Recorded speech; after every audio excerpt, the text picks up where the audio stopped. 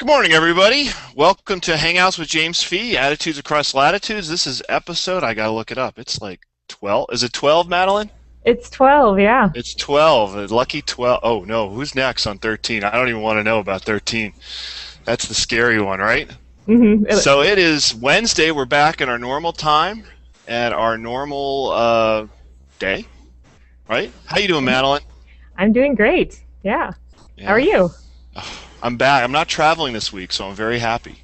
hmm Traveling is tough. Earlier this week. I was thinking it felt weird not to be in an airport. I felt like I had to be somewhere and look at um, some TV screen to tell me where I needed to be at what time. So that was good this way. So, is Michael not on? Michael, you with us? Do you want to unmute your... There There we you go. go. I'm with you now. All right. Yeah. Great.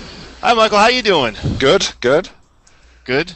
Well, for those that don't know, Michael is no longer with UCSB, at least as a professor. He is retired up in Seattle, right? Right. Piece of Although cake, huh? I still have some things going on at UCSB. That'll take a while to wind down. Right. You can never truly retire, right? Right. That's well, Absolutely. that's what I think. I'm 40, and I think, gosh, what would I do with myself? Right. But then again, eventually you get to the point where you're like, you know what? Sitting down in a chair and reading a book all day sounds pretty good. Yeah, my dad and stepmom are retired, and they have a great time. They go on all these rafting trips and go birding, and Sweet. yeah, Yeah. dinner parties all the time. Just Oh, living it up. wonderful. Yeah.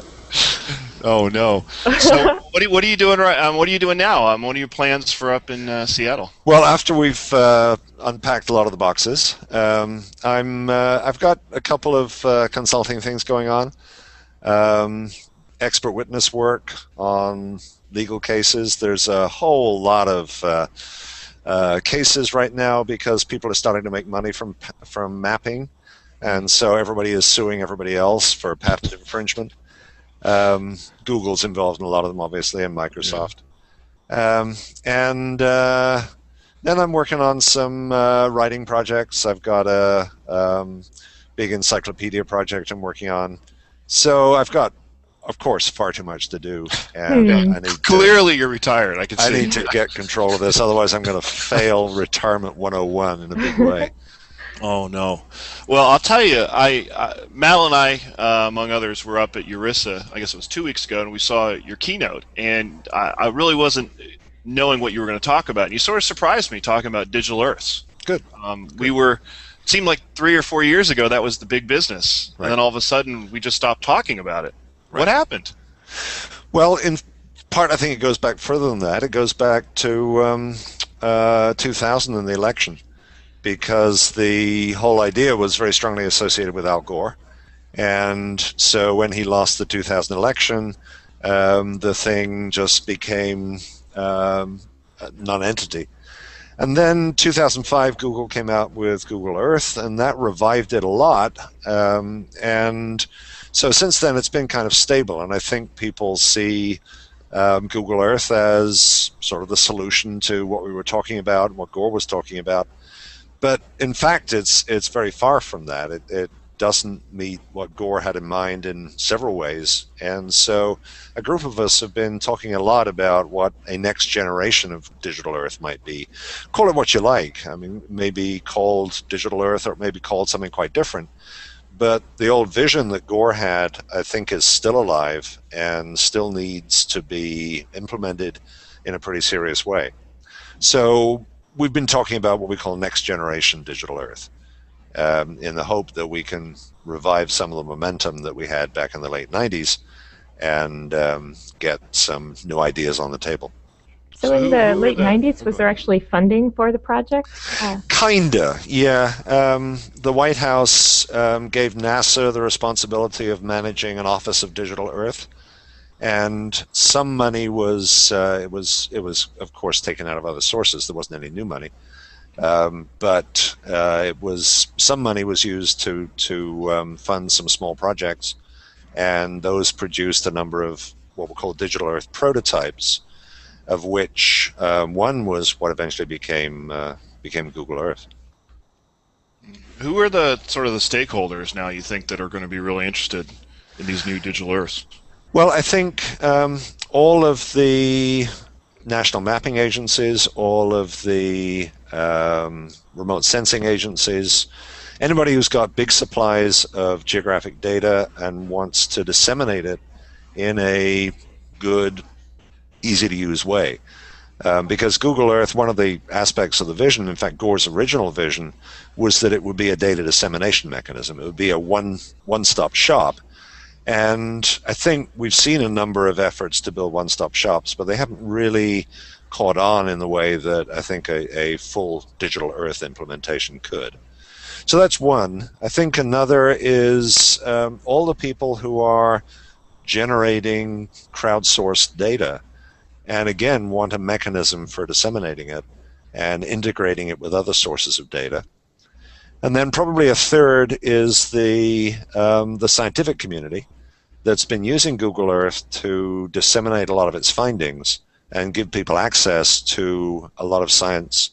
And I think that vision is perhaps the one that's actually strongest. I think Digital Earth, the most compelling argument for Digital Earth is that it's a bridge between the scientific community and the general public, a place where I can go to find out what the predictions are going to be, whether it's short-term predictions for hurricanes or long-term predictions for climate change.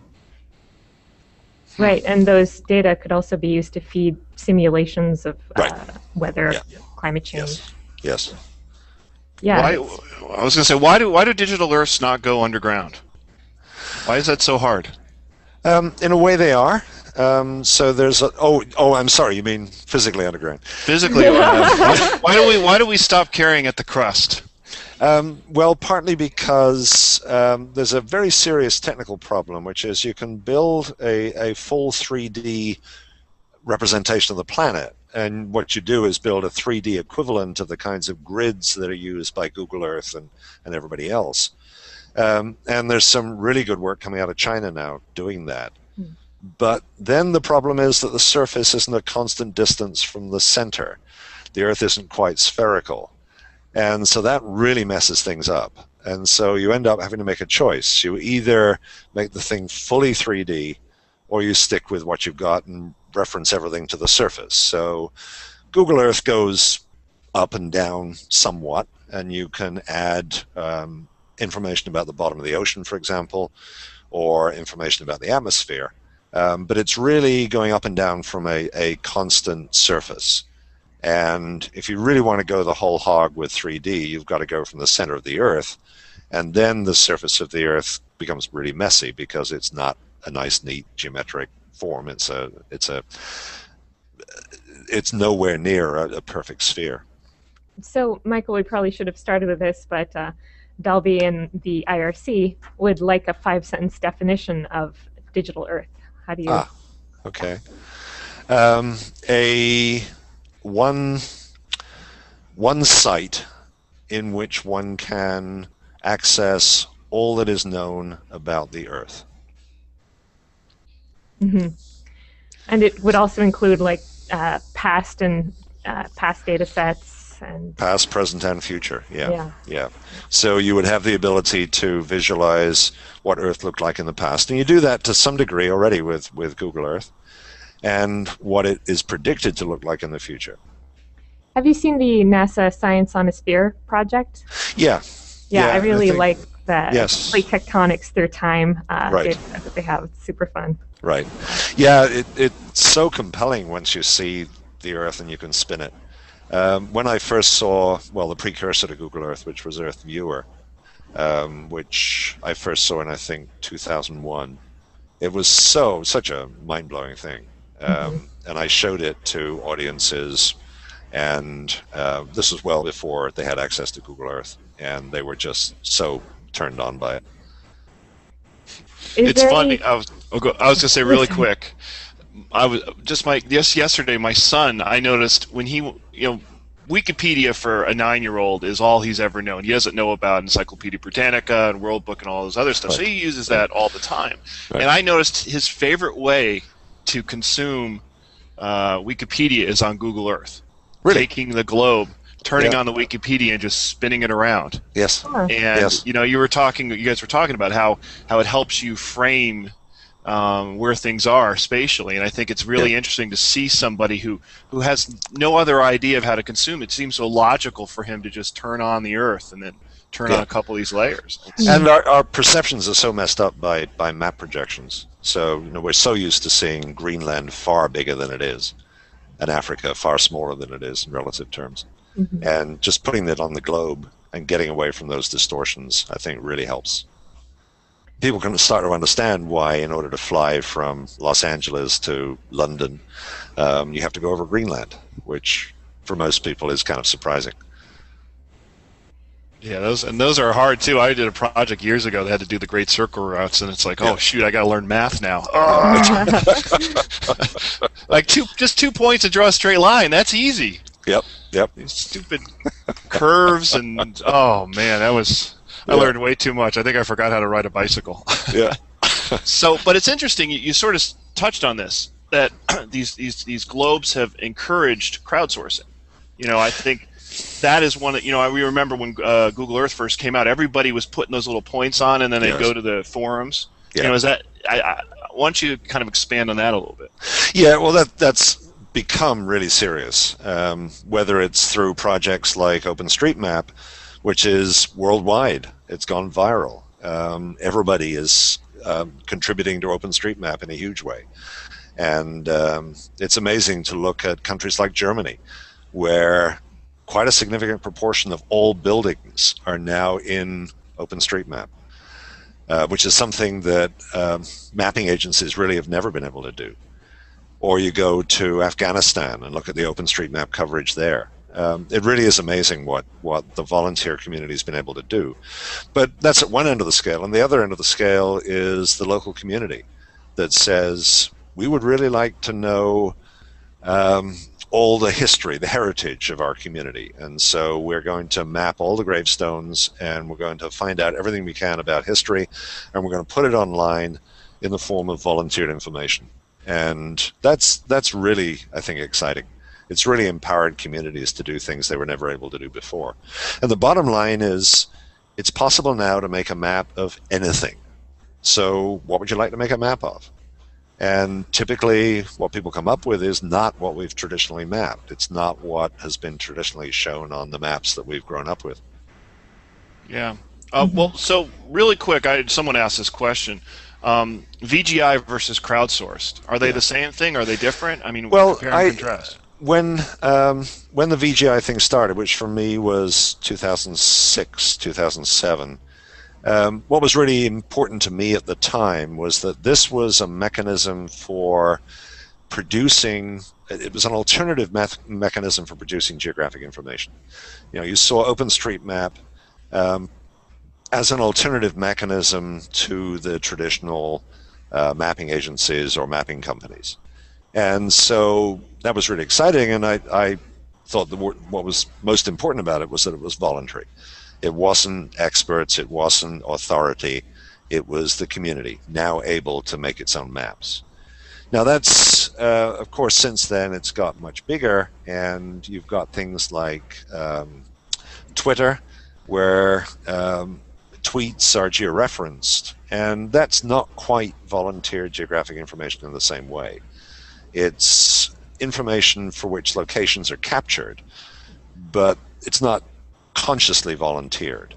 And so some people have been talking about contributed geographic information, and some of it, of course, is contributed unconsciously. So when you leave your cell phone on, if it's a smartphone, and you travel around, you unconsciously contribute your location.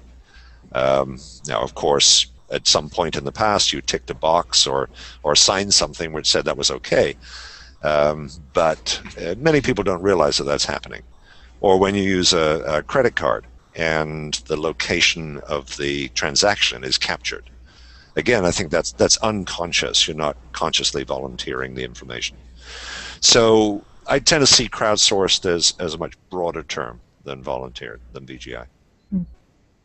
Interesting. Yeah, and there's something about mapping or location that just really lends itself to to crowdsourcing or VGI, right? Totally, yes. Yeah, because there's 7 billion of us, and we're pretty densely distributed around the planet, right? So there's a lot of geographic content in the lives of everybody.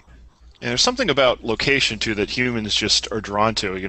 That I am an expert about what I know, and usually place is a huge thing about that. I know the best way to get to somewhere. I know the best coffee shop. I know the best place that makes pies. Right. It's location. Yeah, and yet we've built a wall, I think, between the everyday consciousness of location and the way it figures even in science. In many sciences, the location of something, honestly, has not mattered in the way that science has thought of itself. And I'm amazed. I constantly come across people in different branches of social science or the environmental sciences for whom a map is not an essential research tool. And if I show them a map, they're puzzled. Why are you showing me a map? If someone analyzes some data and there's a big outlier, my first question is, where is that? And yet for many people, that's absolutely not their immediate reaction. The where question just doesn't figure a lot of the time. So I think what a lot of this is doing is breaking down those barriers. It's introducing location into a lot of areas of human life that has not played a big part in before. Yeah, I mean, one of the, I guess, Jack Dangerman has done a lot of things over his career, but one of them that he's really been focused on is Geo Design. Yes. And Geo Design almost seems to capture some of this, the digital earths, the crowdsourcing, what people want. Do you feel that maybe we need to have some sort of, I don't know, it's hard to define what geodesign really is. Is it something? Am I going to get a degree in it, or is it just a philosophy? Right. Yeah. For me, it's a bridge that people have been trying to build for a long time. A bridge between GIS on the one hand, which is pretty analytical, pretty scientific, pretty objective on the one side, and then on the other side, the aesthetic. And often the way this works out is through a pretty complete separation of the two. So, as an academic, I see design disciplines, planners, architects, landscape architects, in many cases being driven almost entirely by the aesthetic and having very little interaction with the technical. And it's a bridge that I think, if we could build it, will be extremely useful. It's trying to marry the scientific aspects of GIS, for example, evaluation. So you want to put an industrial plant here, use a GIS to predict what its impact is going to be on the groundwater, on the atmosphere, on transportation. We can do that in the GIS world. And that's has been quite separate from the aesthetic questions of who's going to be able to see it, how's it going to look, are people going to like it? And I think at best geodesign is about that bridge. It's about adding into GIS the kinds of tools that will allow people, on the one hand, to create designs aesthetically, and on the other hand, to evaluate them scientifically, numerically. And if we can achieve that, I think we'll have really revolutionized the whole field of design. Yeah, and it's the reiterative process. When I drive around my town, I always see little signs that go up and say, they're going to build something here, come to some city council meeting and you can talk about it. Right. I mean, how many city council meetings do I go on purpose? Right. Zero. Yeah. So if there's a way to have this, it's digital, it's to have the digital earth be there that citizens can go in, see this is how the city of Tempe wants their downtown to look in 2030. Right. And, interact with it and say, look, I think this tall building makes no sense because I can't see the mountain. Right. That's great feedback. And if the community could go into that meeting and say, well, you're proposing a 20-story building here with an employment of 5,000, what effects is that going to have on the transportation network, on congestion? And if you could press a button that would immediately run the transportation simulations and immediately come back with some indicators, then I think that would be extremely useful. Yeah. Absolutely. I mean, Madeline. I mean, you've basically just graduated or graduating, right? I mean, all this Yeah. to you seems logical, and it should have always been like this, right? It does definitely seem like the right direction to be Yeah, going in. yeah. Yeah. Well, there are many things that work against it, and one of them is the academic system, because very commonly the sciences are organized in one part of the campus and the design disciplines in another part of the campus, and they have different standards for evaluating progress. So on the science side, we count the number of papers you publish in the refereed journal literature.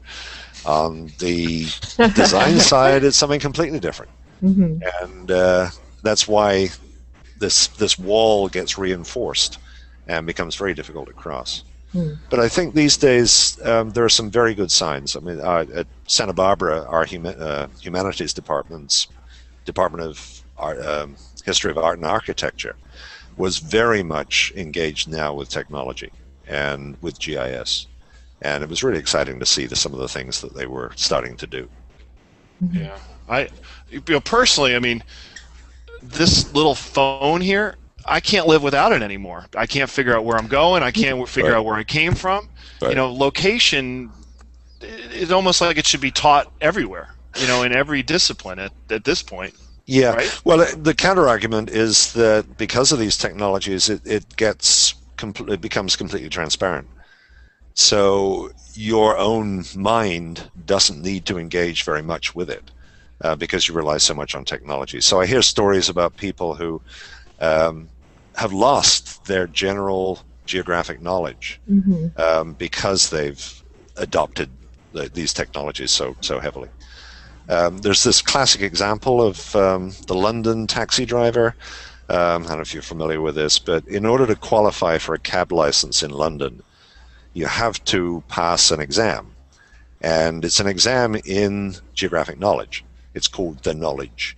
Hmm. And you have to demonstrate that you know every one of the 7,000 streets in London and can find every address in your head. And this is worth it because, of course, a cab license has significant economic value. And so people spend months, years, driving around all the streets of London with a map, memorizing all the streets. Now, studies have shown that London cab drivers have enlarged certain parts of their brain enlarged, the hippocampus, which has a lot to do with navigation. So there's a direct question, which is, as people use these technologies more and more, will it lead to a shrinking of their hippocampus? Will the opposite effect start to happen? So Yeah, it's a very Yeah. fundamental set of skills. What was that movie? The Pixar movie where they were in space. Wall-E.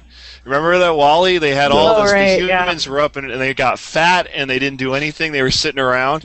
It's sort of, you can almost vision. That could totally happen to us, and we might not even Right. be in space. Right. Right. We have Yeah. these Yeah. chairs that you just talk to the chair and say, "I want to go get some coffee," and the chair goes up and heads on out and gets you some coffee. Yeah, Yeah. and we're not so Right. far off from self-driving cars either, and that will just definitely change our navigational awareness. I don't know. I was Right. just in Florida. Florida could use some self-driving cars. I'll tell you that. Those people cannot drive down there. Yeah, I'm looking forward to it Oh myself. my goodness. Well, I guess the next step, where do we go from here? I mean, clearly, digital Earths, we need to get involved with them. Is there anything coming up that people can start paying attention to? Conferences, things like that, or are we just still? I think if you look at how the original Digital Earth thing took off, it was because Gore made that speech, and the speech was widely circulated, and a lot of buzz happened. A lot of people started talking about it, and people got fired up and went off and developed technology in the garage, right? Yep. And what we need to do is to, I think, try to replicate that process. So by generating sufficient buzz that people with the technical skills and the entrepreneurial skills and the energy start building the next generation. And in many cases, it won't be because they see a market or a particular application, it will be because they just get fascinated by the possibility that you could do it. And I think that's the process that's going to happen. It's not going to be any big expenditure by government, any big investment by a government agency. It's not, I think, going to be any of the major corporations already in existence. You look at Google Earth, it was a very small startup company that did it. So to watch progress, I think we need to watch the startups. Where are people starting to build the next generation? And if they're successful at it, they will get bought up by some large corporation and they will become the next big thing. So it's that kind of process, I think, which is the way essentially the world works now. And, 50 years ago, you might have thought of a major government investment like the Canada Geographic Information System, which was the first GIS and was a direct government investment. But these days, it's going to be you've got to let 1,000 points of light or 1,000 flowers bloom or whatever. Yeah, it's funny. I think about, to me, digital Earths have sort of been like browsers. You remember before Google Earth or before Internet Explorer, there were thousands of them, right? And everybody was innovating. And all of a sudden, Internet Explorer just took off and everybody else sort of faded away. Yeah, it's almost digital Earths happened the same way. It's like Google Earth, won. And then everybody stopped, or you stopped hearing about them. Esri doesn't really push theirs anymore. Whirlwind is, who knows what that's doing these days. So, but nowadays, you think about browsers, right? I have probably 5 browsers installed on my computer, and I probably use each one of them. Yeah, and I think Esri is still worth watching. There's interesting things going on with ArcGIS Explorer, which was the Esri's response to Google Earth.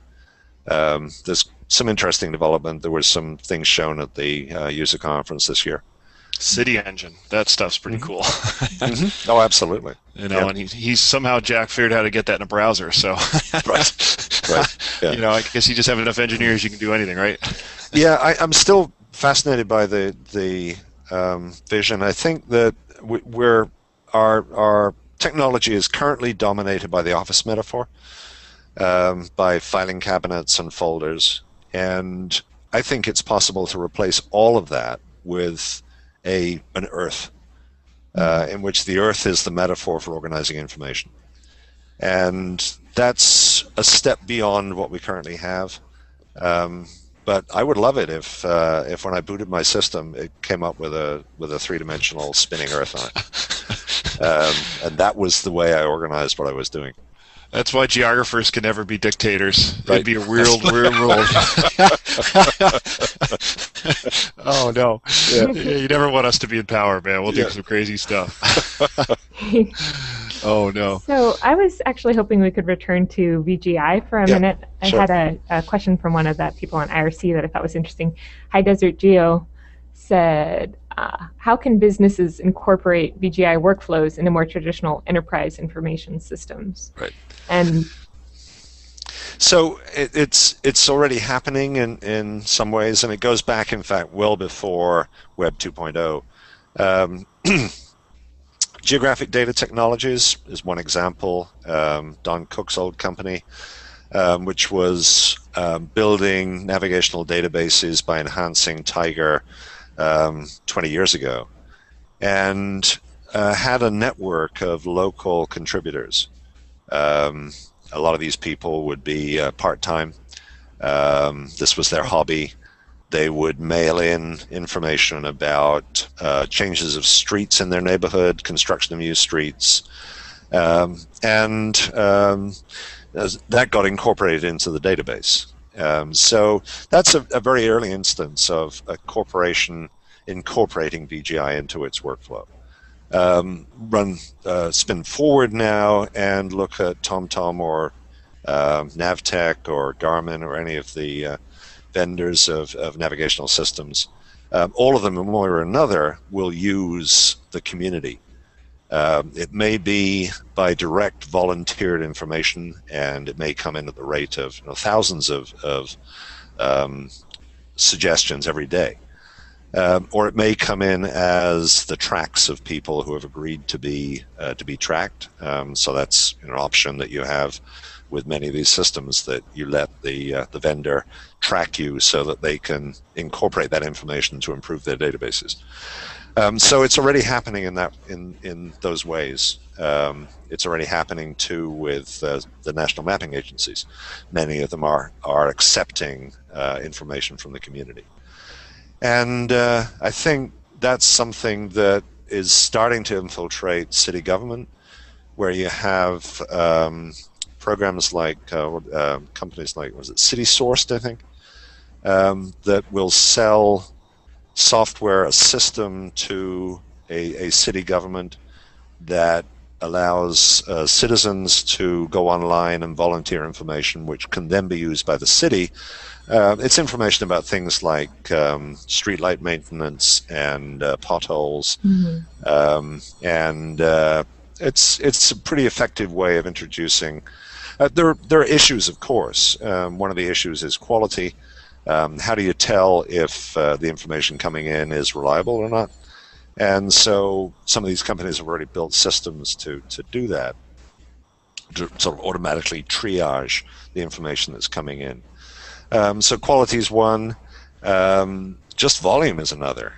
You've got to be very careful that you don't get totally overwhelmed, in which case there's pushback from the community, because the community says we're contributing this information and nobody's paying any attention. So you have to be careful about it. But I think it's already there in many instances. I'm hoping it's going to become more common in the military, and I think that the issue there is that you have a military mapping agency like NGA preparing map information in Washington, D.C. or elsewhere, and sending it out of the field. And what's missing, I think, is the kind of direct channel from the soldier in the field back up to command, saying this map is wrong in this respect, or here is some new information that's not shown on the map, et cetera, et cetera. So that process, I think, is starting to take hold as well. Crazy. You were just saying that, I was at a, I don't know what we call it, a ERISA conference, but a local conference in Florida, and one of the I think it was Palm Beach, or one of the cities was saying that they were starting to collect this crowdsourced data, and the poor GIS guys like, here, I'll put it on me, and I got to figure out how to integrate it into SDE. I don't know what to do. They sort of dump it on my desk. Yep, sure. Someone's saying, "Oh, here's a pothole. Can you fix it?" And the GIS guy's like, "Is that a point or a polygon?" Yeah. What it takes is a layer of technology, which, as I say, has been developed on a sort of an ad hoc basis by different companies, but a layer of technology which can be used to triage, because there's a huge amount you can do. One of the things you can do, for example, is to take a volunteered fact and compare it to everything else that's known about that location and that neighborhood, and to assess whether it could be true or not. Or you can compare volunteer to volunteer. So if two people volunteer the same information, then that's an endorsement that it's true. But at the same time, you've got to know that it is the same information, which is tricky, because the way we refer to even a pothole may vary quite substantially between people. One person says there's a pothole at precisely this latitude, longitude. Another person says there's a pothole on this street opposite number X. And we need to have a way of determining if that's actually referring to the same location. So there's a lot of those sorts of things which need to be sorted out. And so far, I don't think that's really been done on a systematic basis. And there's a really big market, I think, for that kind of technology. Yeah, cool. Someone just asked here, what do you see as the future as far as automated collection of real-world data, as in real time by technologies such as LiDAR? There's a lot of that going on right now, for sure. Yeah, and it's starting to come down to the individual level. So we're starting to get to the point where it's possible to purchase a UAV for consumer level prices and fly it over your neighborhood. There's cheaper versions like the balloon crowd. People are strapping cameras onto balloons. That's quite an active community, and they're flying these balloons during events and putting information on the web from the balloons. So it's starting to come down to that level. crowdsourced remote sensing is going to take off because the costs are coming down to a level that the individual can afford. Yeah, you think about movies where someone will have a phone, and they'll say, "Oh, let's use the lidar." In the future, we can use lidar in the phones to see who's in a room. The phones would have some sort of, thing to tell who's in there. I mean, we're really not that far away, probably. No, it's not, and it's going to show up, of course, on your car. So the kinds of sensors that are going to come within the next 5 years. Yeah, partly as a result of the interest in self-driving cars, but sensors that can pick up the white lines on the street and signal when you have changed lane, maybe inadvertently. A lot of biometric sensors, which people with risky medical conditions may adopt when they're driving. So there's a huge potential for the kind of sensor development at the individual level. Yeah, I mean, when I was younger, I remember my grandparents used to have the little feelers on their car, right? When they got near the curb, you hear this little. We've sort of gotten a little more. Maybe we're not on the moon right now, but darn it, our cars can park themselves. Right. Oh man. All right. Well, Madeline, do we have any more questions, or? Well, we do, but I think we're kind of out of time, and there's always more questions. Over. Very good. So. Michael, I appreciate you taking the time. It was fun. Sure, that was fun. Yeah, thank absolutely. You very much. Okay. Yeah. All right, and thanks for number 12. Right. So now number 13 next week. Right. We're going to be talking about data, not just any data. We're going to be talking about one of my favorite, natural Earth. Okay. And that'll be Nathaniel Kelso, Dr. Kelso. Okay. Now he's not a doctor, but he's at Stamen now, so we should have fun. So make sure you come in next week, and we will same time, same place, and we'll do it. Well, thanks, guys. Thanks, everyone. Have a great week. Thank you. You take care, everybody. Have a great week. Bye. Bye-bye.